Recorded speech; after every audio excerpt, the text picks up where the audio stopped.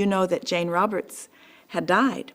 Well, we didn't know, and it was so disappointing to us because by then we'd been reading the Seth books for a couple of years, and we thought we would like to meet them, and we tried to find them, but information said their number was non-published. So then within a couple of days, good friends said to us, we have a tape we want you to hear. And they said that it was channeled, and we didn't know what channeled was. We'd never heard the word before, and they explained that there was a woman that was coming to Phoenix and that she spoke for a non-physical entity, was the way they put it.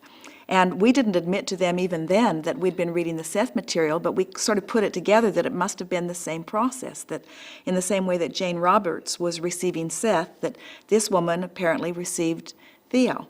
So we made an appointment, and we went to a beautiful home in Phoenix, and I remember Theo, a very beautiful woman, she just, she laid down at the end of a bed and just breathed quietly for a little bit, and then a very wise and unusual sounding voice addressed us. Well, I was amazed. I did not say a word through the whole, it was, I think, a 30-minute meeting. I didn't say anything. And Jerry had a notebook full of questions that he had saved up since he said he was 6 years old. So Jerry and Theo just had this conversation. And I just sat back in amazement at what I heard, and even more, what it felt like. And so we left, and I said, okay, now I want to go back. And so we made another appointment. We went back the next day. And now I had a list of questions. And so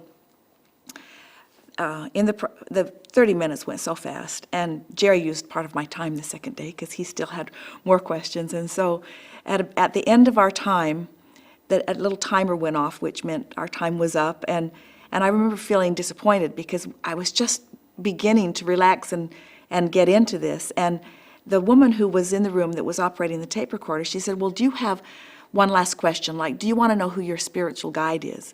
We had never heard of that. And I said, well, yes. And so Theo said, we are told it will be given to you directly. You'll have a clairaudient experience and you'll know.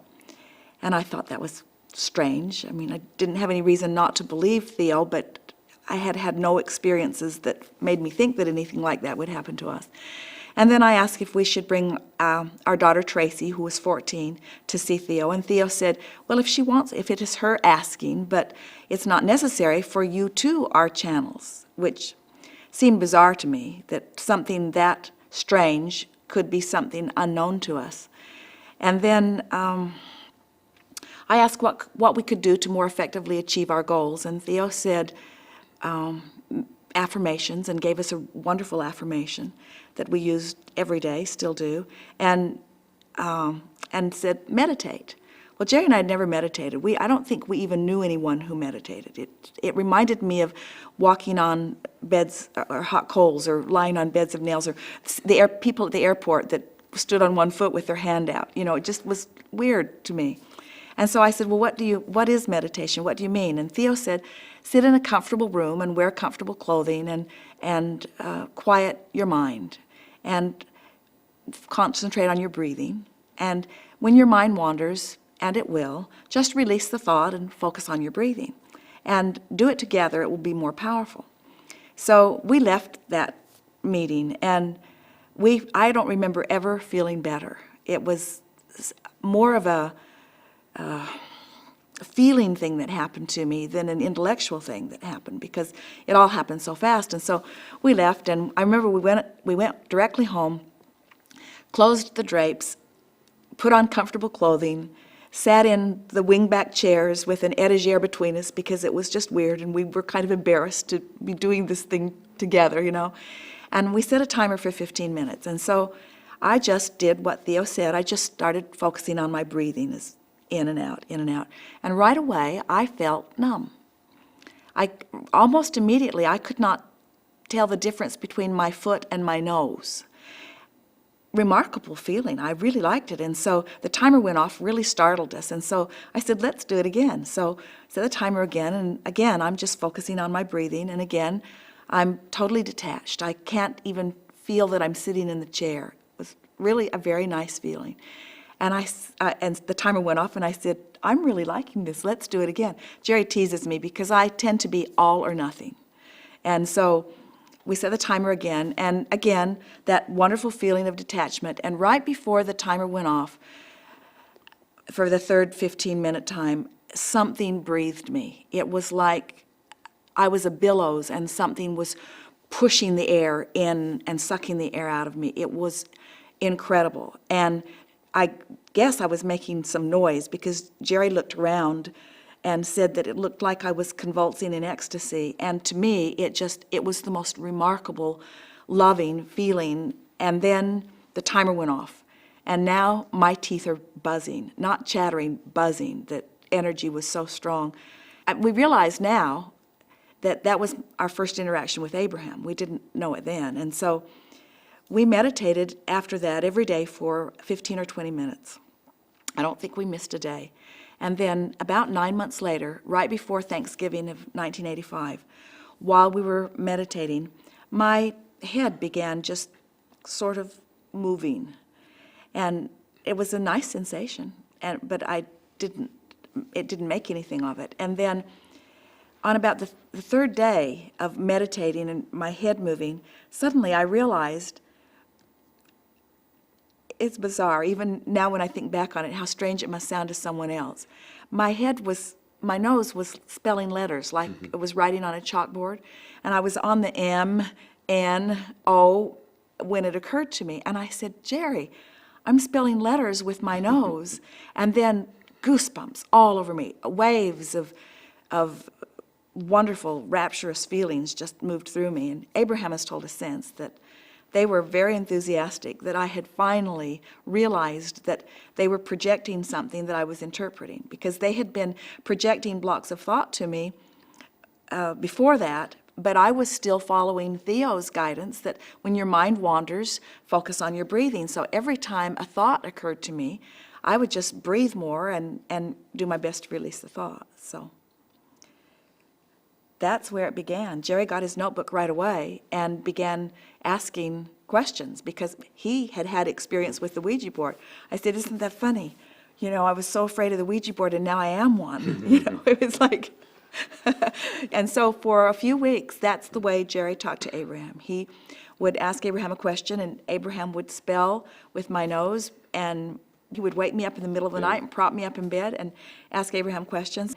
So after 9 months of meditating, and my nose was spelling letters, Abraham spelled, I am Abraham. I am your spiritual guide, which was what I'd been asking 9 months earlier, but I don't think I'd posed the question for all of those months that we'd been meditating. I am Abraham. I am your spiritual guide. And they've explained to me since then that they addressed or referred to themselves singularly because that was the way I had posed the question. Now they refer to themselves as they, because it's a collective consciousness. And then one night we were laying in bed and I had my arm laying across on Jerry's chest and I was almost asleep and my hand started thumping. And I said, that is not me. It must be Abraham. And so I sat up and I had this very clear impulse to go to the typewriter. And so I went to the typewriter and my hands were just energized. It's difficult to explain.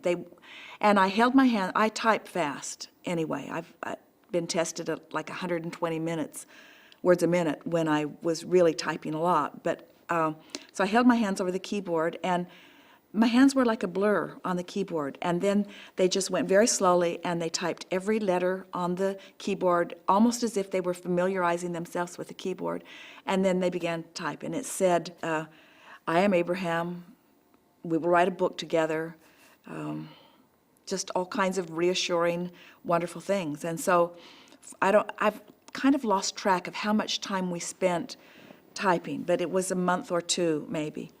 And then we were on a freeway in Phoenix one day and rounding a corner on the interstate that's not very well banked, and there were big trucks on each side of us, and they were both crossing into our lane at the same moment, and it felt like we were going to be crushed by those. And at that moment, I felt something pulling in my jaw. You know how when you yawn, the impulse is there and you can't really stifle it. If you're going to yawn, you're going to yawn. You can cover your mouth up, but the yawn is going to happen.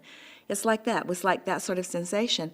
And I could feel, and I said, I think they're going to speak. And then they did. They said, take the next exit. And so we exited the freeway and parked under the freeway, and Jerry talked to Abraham for the first time. In the beginning, because of the thought that was in my mind when I first sat to meditate, I saw them as like a dead person that was really smart. And as time has gone on, I'm realizing that they are infinite intelligence and that they are as broad or as deep as the question that is being asked. So they no longer feel like a person to me, you know, like you'd talk to your dead father or someone. They feel like infinite intelligence, although they have very specific personality. I feel their love and their humor, you know, their appreciation of every person that they interact with. Their intelligence, that's probably the best word I would use to describe them.